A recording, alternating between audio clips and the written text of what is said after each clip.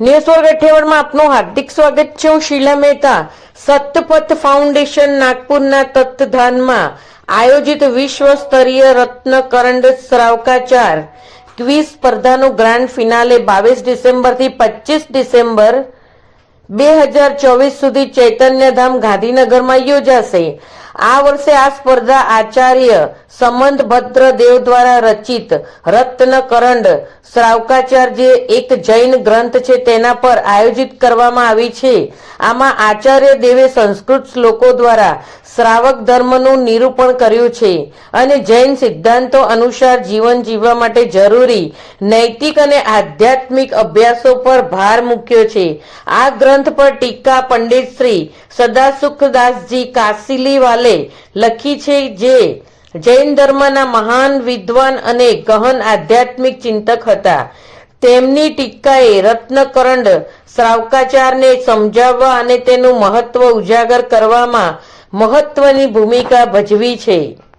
Jain Shastri international Jain scholar, अभी हम आपसे बात कर रहे हैं विश्व स्तरीय सतपथ प्रश्न मंच प्रतियोगिता के बारे में। यह हमारा सीजन 2 चल रहा है और इस बार हमने व्यसन मुक्त सदाचार युक्त जीवन शैली अभियान के अंतर्गत एक ग्रंथ चुना। भारतीय परंपरा का प्राचीन ग्रंथ 2000 वर्ष पुराना श्री रत्नकरंड श्रावकाचार।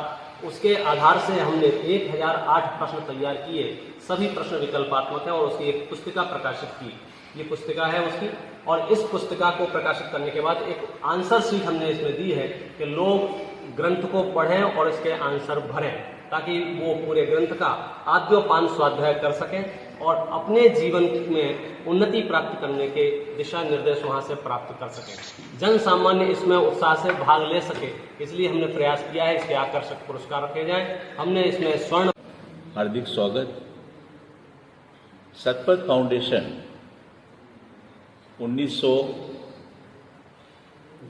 2018 के अंदर स्थापित की गई थी, जिसका मूल उद्देश्य संस्कृति को जागृत करना था।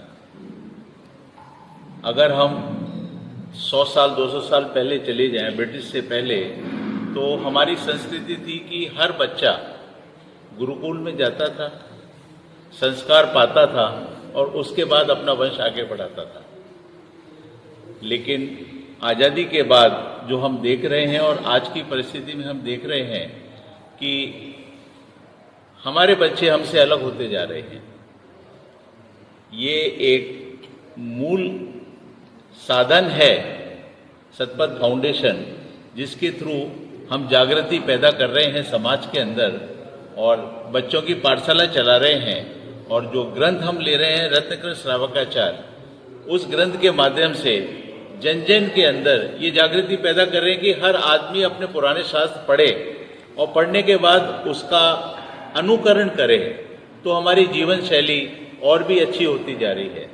आपको ये जानकर आश्चर्य होगा कि इस महाकुंभ के अंदर करीबन 13,000 लोगों ने तो प्रत्यक्ष रूप से भाग लिया है और परोक्ष रूप से कम इसमें 50,000 लोग जुड़े हुए हैं। एक ग्रंथ एक घर के अंदर जाता है तो घर परिवार का सदस्य जिसने प्रतियोगिता में भाग लिया वो ही नहीं पढ़ता, परिवार का हर सदस्य पढ़ता है। इसका टोटल प्रतिसाद हमें आगे 4 दिन के अंदर देखने को मिलेगा, जब हम ग्रांड फिनाले में जिन 300 लोगों को सेलेक्ट किया है। आप सभी का बहुत बहुत आभार और आपसे निवेदन है कि आप 25 तारीख को आइएगा और चेतन धाम अहमदाबाद के अंदर जिसका ये ग्रांड फिनाले का आयोजन करा है, वहां आकर इसको प्रत्यक्ष रूप से देखिएगा। धन्यवाद। ग्रैंड फिनाले का सीजन 2 है। आपको काफ़ी जानकारी तो डॉक्टर विपिन जी शास्त्री से मिली। मैं डॉक्टर अंकुर शास्त्री भोपाल से मैं हूँ और मैं भी दर्शन शास्त्री और जैन दर्शन का विद्वान हूँ। आपको बताना चाहेंगे कि हमारी इस प्रतियोगिता में कुल 12 देशों से और भारत के लगभग 20 राज्यों से कुल मिलाकर 13,000 से अधिक प्रतिस्पर्धियों ने भाग लिया। जैसा कि मैंने आपसे पहले भी चर्चा की थी कि हमारे इस पूरे आयोजन का जो उद्देश्य है, कुछ तो विपिन जी ने बताया है कि लोगों की जीवन शैली व्यसन मुक्त हो, सदाचार युक्त हो, लेकिन सबसे बड़ी बात है कि हम हमारी जड़ों से कैसे जुड़ें, मूल्यों से कैसे जुड़ें।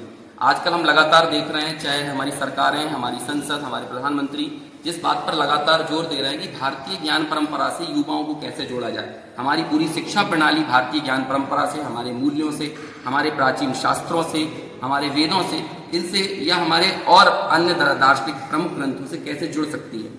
तो उसी अभियान के तहत हम ये पूरी की पूरा जो हमारा प्रकल्प है वो आगे बढ़ रहा है। और इसी श्रृंखला में हमने एक ऐसा ग्रंथ चुना जो कि ज्ञानात्मक तौर पर तो आपको समृद्ध करता ही है, लेकिन साथ ही साथ सदाचार युक्त जीवन शैली के लिए भी आपको प्रेरित करता है। और यही ये ग्रंथ का पूरा मोटो है, जो इसकी मूल विषय वस्तु है रत्न करंड श्रावकाचार, वो कुछ ऐसी ही है जिसमें आप ज्ञानात्मक तौर पर, क्योंकि इसमें जैन दर्शन के जो प्रमुख 3 रत्न जिसकी बात कही जाती है, सम्यक दर्शन, सम्यक ज्ञान, सम्यक चारित्र, तीनों की बात है। लेकिन जो पूरा फोकस है वो एक गृहस्थ जो आम व्यक्ति की जीवन शैली में कैसे बदलाव आए, कैसे वो सदाचार युक्त जीवन शैली जी सके और कैसे वो अपने जीवन को उन्नत और समृद्ध बना सके। तो इसी पूरी उद्देश्य के साथ हमने ये पूरा आयोजन किया और बड़ी खुशी है कि हर आयु वर्ग के लोगों ने इसमें पार्टिसिपेट किया। और उसका यहाँ पर उन चयनित प्रतिस्पर्धियों में से ही कुछ लोगों के साथ हम यहाँ पर फाइनल यहाँ पर खेलने वाले हैं, जो कि 22 से 25 तारीख तक यहाँ पर आयोजित किया जाएगा।